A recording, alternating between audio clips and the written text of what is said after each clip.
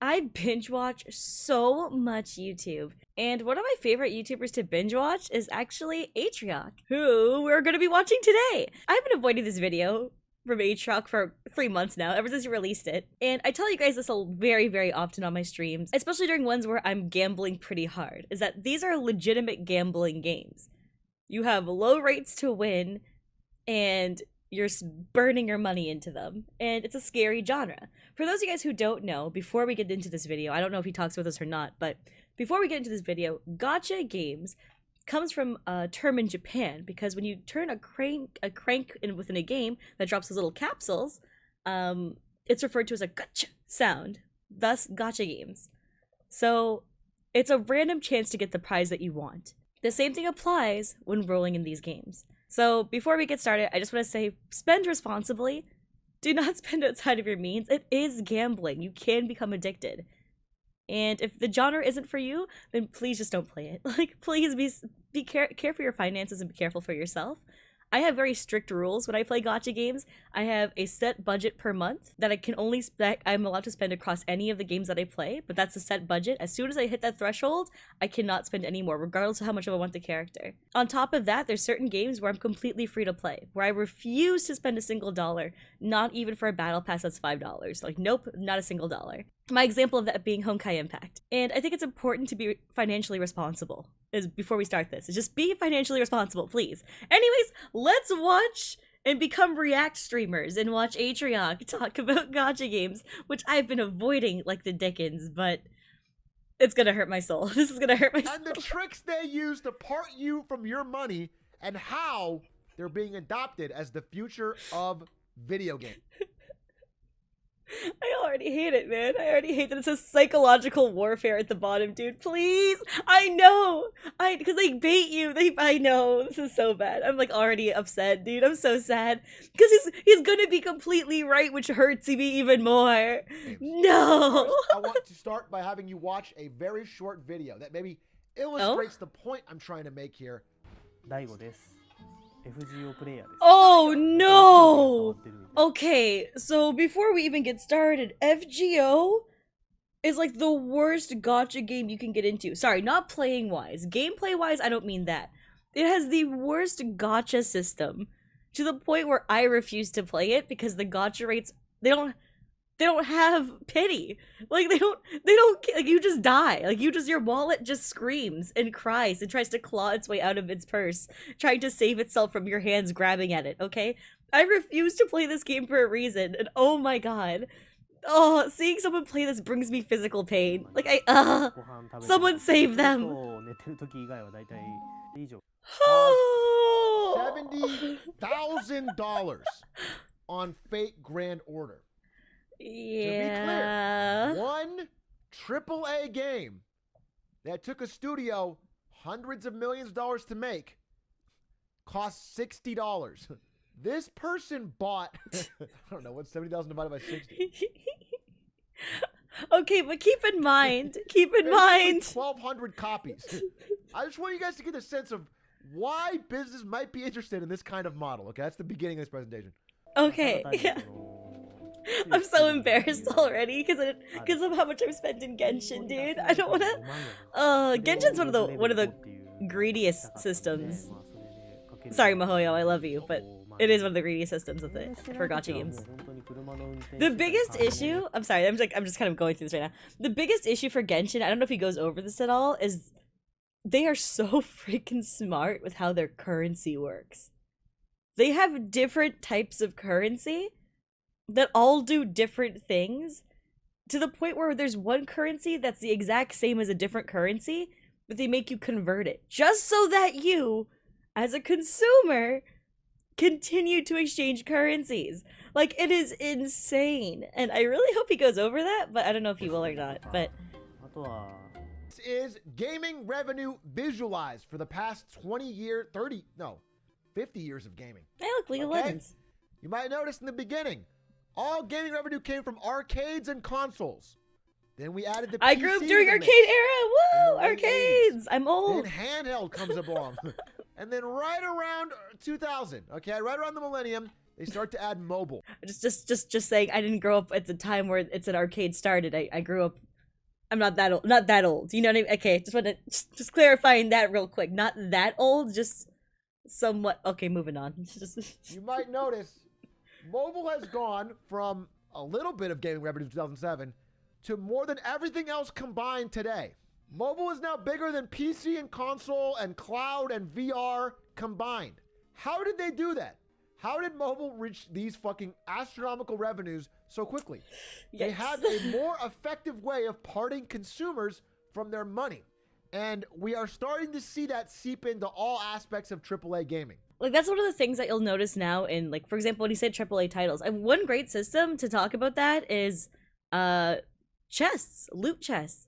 It's a simple gacha system within games. I've had friends actually recently who are like, do you consider Apex a gacha game because it has loot crates and because you can do like basically summons? And having a gacha system doesn't make you a gacha game because those systems don't actually affect gameplay. They're cosmetics. And cosmetics, though, are still a gambling system. I'm not trying to belittle that because we've all seen CSGO pull streams. We've all seen people trying to get a knife before and gambling away.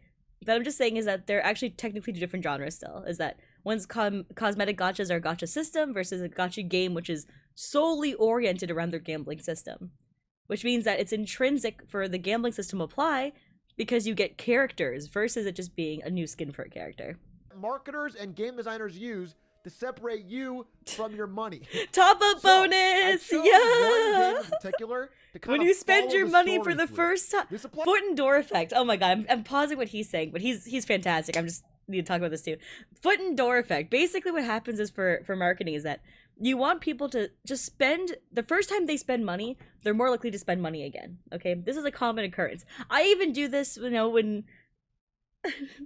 I mean, just let's be honest about it, right? Is that when you're streaming or when you're a content creator, one of the reasons why I have on my channel a subscription tier that's literally $2, like $1.99, is because when people are more likely to either resubscribe or donate money after the first time they spend money on a YouTube channel, right?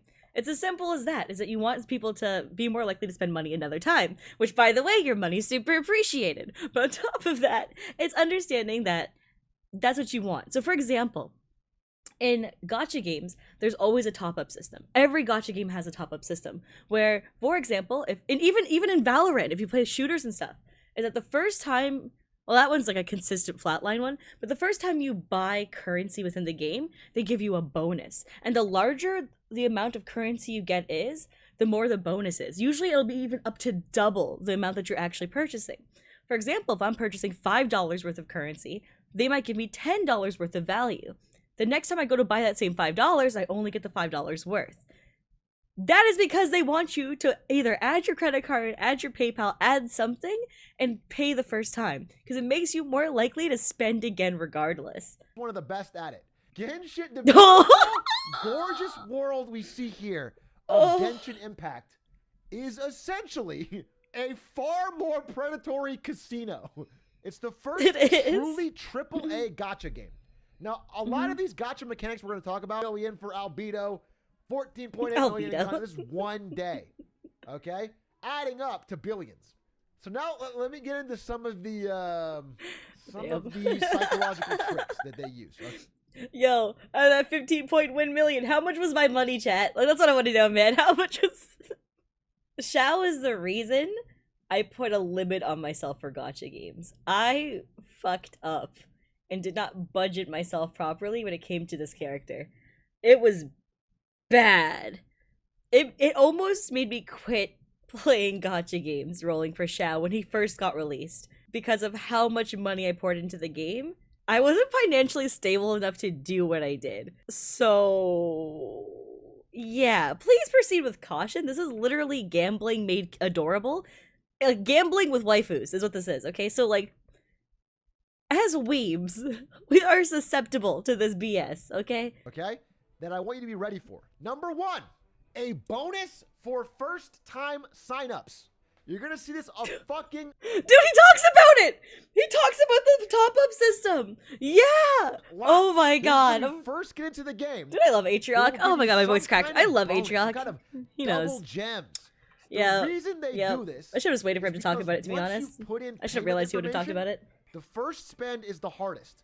Yep. And I saw a video by a game developer describing it as like an icebreaker. And they said, quote, they only think of themselves as spenders once they've broken the ice. Once you break that wall, you break them. That Holy shit, that is a very intense way to put it. But it's 100% what I said earlier. So it's like, it's fucked. But also, that is a quote. Hear me out, okay? If you feel like spending your hard-earned dollars on a waifu, right? That you see through a monitor, it might as well be me. I'm just saying. I'm messing with you guys, but if you want to support me, you're more than welcome to. But like, you know, I'm joking. So, yeah. But also, once you break that wall, you break them. Listen, it's always with the hustle, baby. You know. The next thing they'll do is battle passes. Battle Oh, passes, yeah. or any kind of format that requires daily logins or regular playtime. Genshin Impact took it to another fucking level. The idea of this is to have so many different currency types. Oh my and god! Tokens and I literally talked about that. Holy shit! Genshin is the worst when it comes to this. It's insane. I mean, technically the best by standards. Like, it is insane what they do. Like, you have Star Glitter. You have Masterless Star Glitter. You have Primo Gems. You have, like, the Genesis, the whatever the frick, the actual crystals, right? Crystals turn into Primos. Primos you gamble. Then you get Master Star Glitter if you get repeats. Master Star Glitter you use towards getting other characters you want or weapons. But also, you also on top of that, get another currency called Star Glitter, which you could also use towards the same thing. To even get more pulls if you want to, which are technically 50% off if you, for the first 5 that you get per month. What a fucked system! But also brilliant. Holy smokes, because you don't feel like, the entire time, you don't feel like you're actually spending your own money because you're so used to converting a bunch of stuff that it feels like you're getting it for free at some point without realizing that you spent the initial amount of money to even make it go that direction. Sorry. Weird denominations things are bought in to make it so your brain cannot easily math out how much you're actually spending. Bro! And what Genshin does is has Genesis crystals, Yep. Primo Gems, Yep. Intertwined Fate, A Quiet Fate, I don't even talk Star about the Glitter, fates, yeah. Stardust, and more. You buy Primo Gems to turn them into Fate, to turn them into Star Glitter, to roll for Stardust. It's all a way to make it confusing so you can't tell how much dollars you're spending.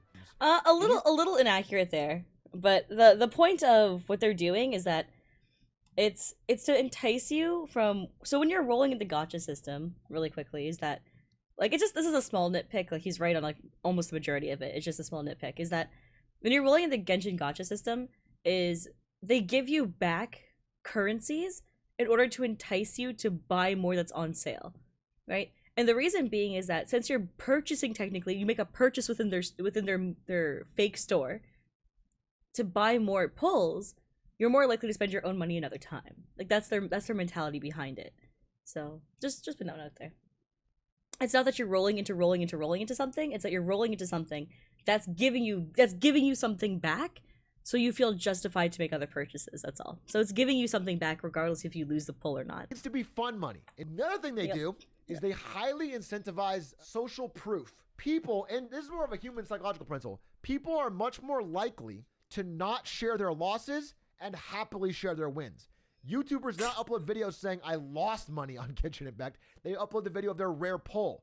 And that creates a false heuristic in your brain that the odds of it are higher than they actually are. You are more likely to think it's possible. See, you say that, but I post my losses too, man. Me pulling on the Albedo banner. Yeah, I post my losses too, man. Like, listen, if I'm spending money in this game, best believe we're gonna make content out of it no matter what. I don't care if I lost. You are still gonna watch this damn video because something's gonna give me serotonin for what I've been through as the pain of playing this game, you know? Holy hell. You see other people getting it. Like if you pulled a rare hero and took a photo of it, you got free Primo Gems. So you were... I'm sorry, do you guys remember that event? I don't remember that event. I've been playing since release. When did that happen? I don't remember that at all. hundreds of dollars before I had any. Back when I was broke in college, hundreds of dollars on LOL skins. Can I retweet this real quick? Can I just retweet that one? Because that's Shao Banner. Shao Banner. If you hear me sounding like I'm in emotional shambles, let me put this into perspective for you, okay? I'm not even live. Who just followed me? I'm not live. What are you? Okay. I thought those notifications were off. That's okay. Anyways, I don't even stream on Twitch. Why was my that's like the most obscure notification you could have gotten there. Like I stream on YouTube. Like, okay, whatever. But you know what? We take those. Thanks for the follow, I guess. Random person. Basically, when it comes to like spending money in Genshin, my worst case was Shao. And the reason I sound so broken over it was when Shao first released, you know, I got like a bit obsessive, right? I definitely did. There's no way to go around it. And I went to pull for him and I lost what we call a 50-50, which is you have a 50% chance to get the character you're rolling for. I lost it. It means next time I roll, I'll get guaranteed for him if I get up to like the point where I can get a 5-star. I wanted to get him to C1, which is Constellation 1, which means I need 2 copies of him. Pulled all the way through, got pity, lost it, like got him from the guaranteed. Pulled all the way through, lost the 50-50, pulled all the way through, got him for the guaranteed. I went to his weapon banner, which was the biggest scam and still is a scam to this day. Weapon banner in Genshin is one of the worst weapon banners I've seen in any gacha game I've ever played. I'm somebody who plays 8 to 9 gacha games currently. I don't mean overall I've played them in my lifetime. I mean, I'm currently playing that many gacha games. And I'm telling you from experience, Genshin's weapon banner should not be something you're pulling on. It really shouldn't. It needs to be reworked. They tried to fix it with their new pathway pity system, but they're still robbing you. And because it's like baby's first gacha game, and it's everyone's first time playing a gacha game for like a lot of new players, because like the first, like as H-Rock even said, for one of the first AAA gacha games, you don't realize how terrible they're treating you. Like, it's insane. And that was my problem when pulling on Shao's banner, was when pulling on his weapon banner. I didn't realize how bad it was, because I was so new to the gacha game environment. So I might have spent close to $600 on just trying to get the weapon that I didn't even get. I did not get his spear after spending $600 just for the weapon. That is an insane concept. Because in every other gacha game, even Mihoyo's other gacha games, has guarantees for if you like pull too hard in the game. They just, like, it hurts my soul, right? Bright side is that you can go for free weapons in the game. There's options to do that. But it's also like, damn, oh look, I spent $600. Let me just have my damn weapon. Anyways, after spending $700, I got the weapon. Fun fact. Ayo, got it recently. Ha ha ha, my money. It's baby food compared to what games have gotten good at today. Because it's a guaranteed. If you buy a LOL skin, you're buying it intentionally. That's like pretty easy to get around. I just have a weak mind. But if I was impressionable... I mean, but that's also another thing, right? Is that if you're buying a skin cosmetic versus practical use in game. And that's the reason why buying and purchasing stuff in game is different than a gacha system, but... ...and playing Genshin Impact, there is so much more than that. And the fact is, if I wanted that skin and couldn't buy it directly, but had to buy 60 packs or 60 pulls to get a shot at getting it, and then do it again to level it up, that's where it starts to get crazy. That's where... they're really taking advantage of the Skinner box nature of our minds.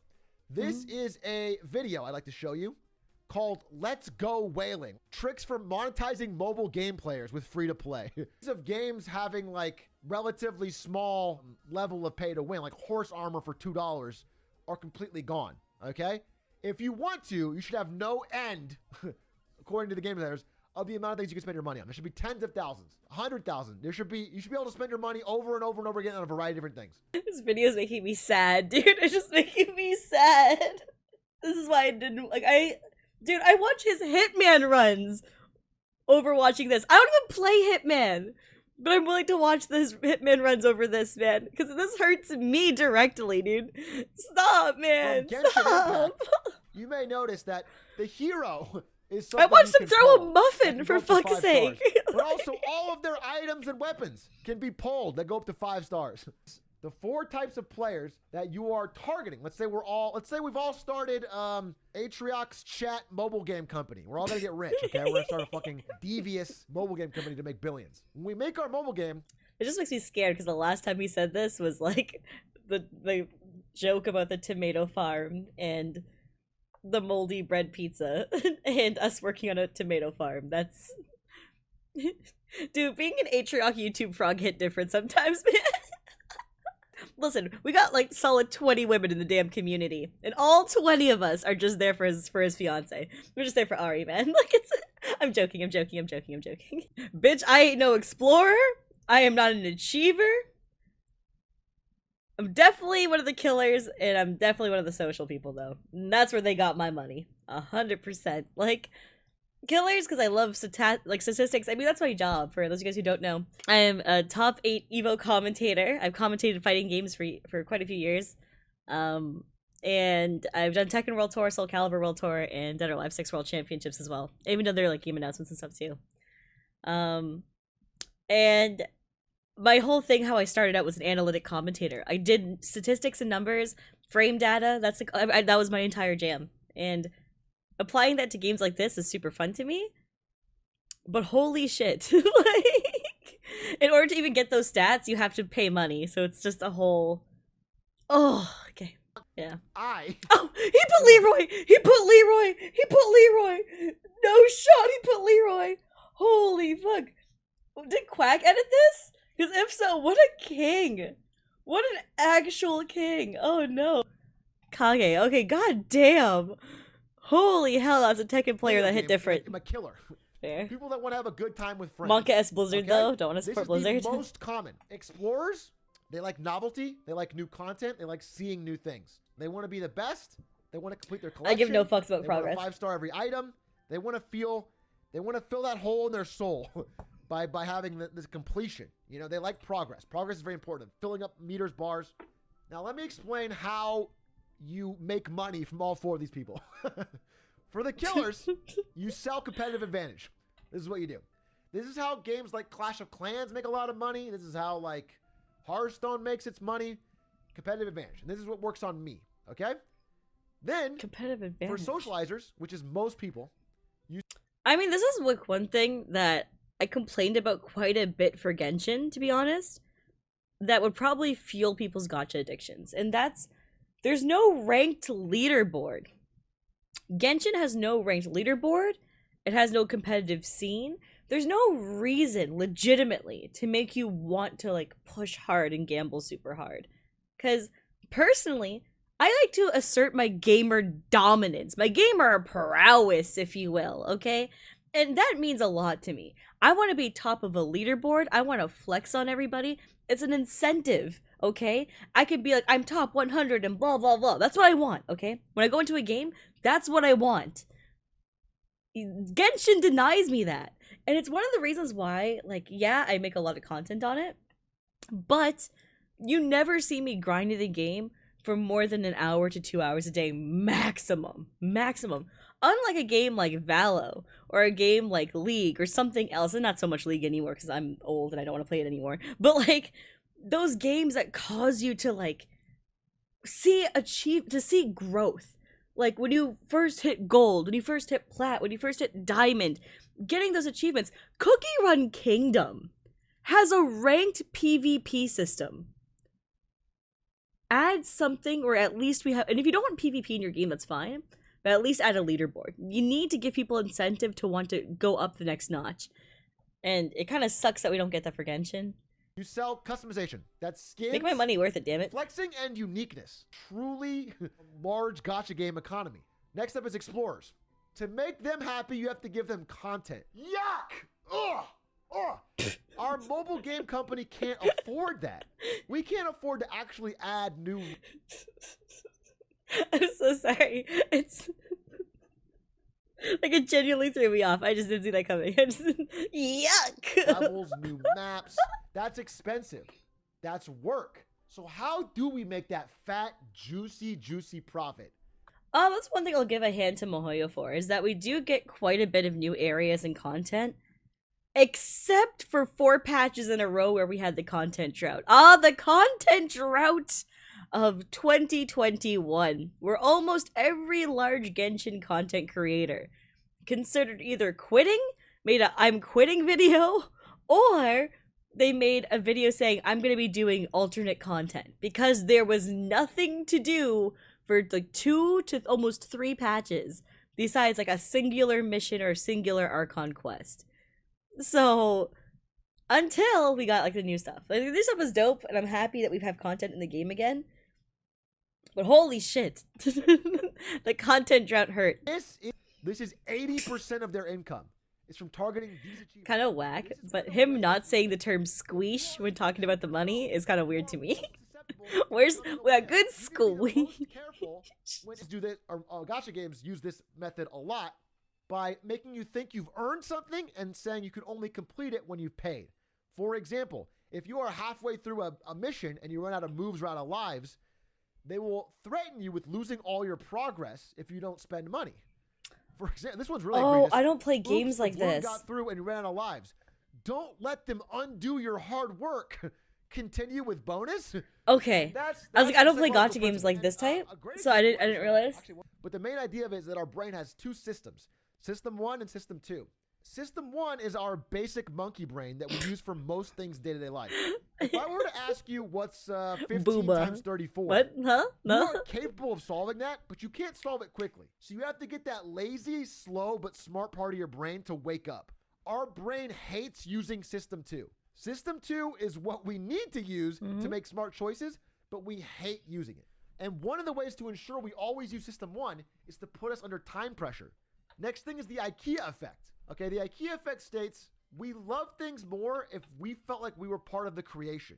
If we felt involved in making them, we think it's worth a lot more than it is. So even a shitty table from IKEA generally has more warmth in it if you built it yourself. The way games use it is they will do things like... holy shit, I'm learning so much from this one. Jeez. They will give you a randomized reward based on some amount of effort. Like, let's say you plant a crop and then it grows and then you get something special. Any kind of randomized reward that you feel like you earned is a very strong psychological hook. Just doing some kind of effort Holy hell. and then getting a randomized reward. And if you combine those 2 things, it's very easy to create a loop where they're hooked very quickly. Next, they have... Oh my god, I learned so much from that. That's crazy. Slides, and I know how to describe them. Gambler's fallacy is the most common, and I'll explain that real quick. It's basically the thinking that you are more likely to hit a roll because you didn't hit it last time, which by and large is not true. They have some pity rules in some of these games that apply over 100 plus rolls or 90 plus rolls. But in general, the idea is like, I rolled, I didn't get it. Now I'm more likely. There's different thresholds for how pity systems work. He's totally right, but I'm just gonna go to a little bit more specific. So thresholds for pity system, we have our things called soft pity, no pity, soft pity, and then either guaranteed or 50-50 at that point, right? Like it gets to like that weird territory because Genshin's 50-50, most people go to guaranteed. So pity, soft pity, hard pity, and then guaranteed or whatever works like this. For example, in a lot of gacha games, you have a 0.002% chance of pulling a legendary or high rate unit, which seems obscene, but it's true. And how that works is that when you hit, let's say, 60 pulls, right?